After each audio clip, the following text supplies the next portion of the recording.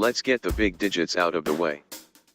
Rimac claims the C_2, the follow-up to the Concept_1 supercar, will have 1,888 horsepower, 1696 lb-ft of torque, and a top speed of 258 miles per hour. We're told it also can bolt from 0 to 60 miles per hour in 1.9 seconds, cover a quarter mile in 9.1 seconds, and can travel 404 miles on a charge.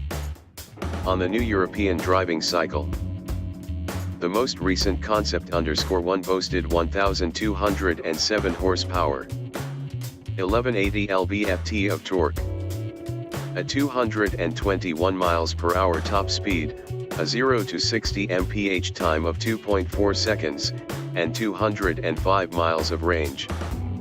So it's obvious the Croatian company has been hard at work. But there's a much smaller number with just as much importance. 150, which is the number of cars Rimac hopes to build for actual customers. If the Concept_1 was just a demo, the C_2 is the debut single.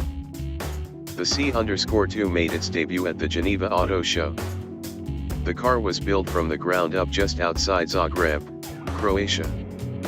The design, which also was done in-house, takes an evolutionary approach but has a new level of polish that makes it seem like a new car. It maintains the concept's key distinguishing features, such as the body-length side pocket and the shape of the headlights, which now have 58 LEDs, but also adds new elements such as dihedral doors, an advanced rear wing, and aerodynamic wheels that one might expect to see on a hybrid. Rimac bills the C_2 as a grand touring hypercar that is meant to blend track capability with comfortable road manners. Part of this dual personality is the ability to shift the car's aerodynamic profile to enhance handling or efficiency. In low drag mode, the C_2 has a claimed drag coefficient of 0.28. There are active aero flaps in the hood, the front splitter, and the rear diffuser. The articulating rear wing can act as an active air brake. And the car's underside is completely smooth and flat. Structurally, the C_2 utilizes a carbon fiber tub with a rear substructure and roof, both of carbon fiber, bonded to it. Its body is 100% carbon fiber, too.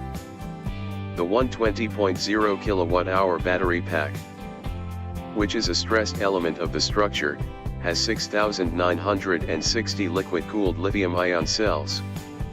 That pack feeds 4 permanent magnet, oil-cooled electric motors, one for each wheel.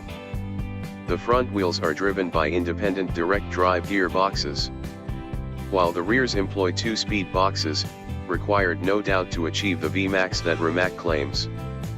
Independent motors for each wheel grant the C_2 all-wheel torque vectoring, RAWTV, and a dial inside the cabin can control the torque bias in 10% increments. Inside, much of this tech is displayed via one of 6 screens, with 3 of those being high-definition TFT displays. 3 are integrated into dials. All switchgear is made of billet aluminum, while another in front of the passenger displays information such as speed, drive mode, and range.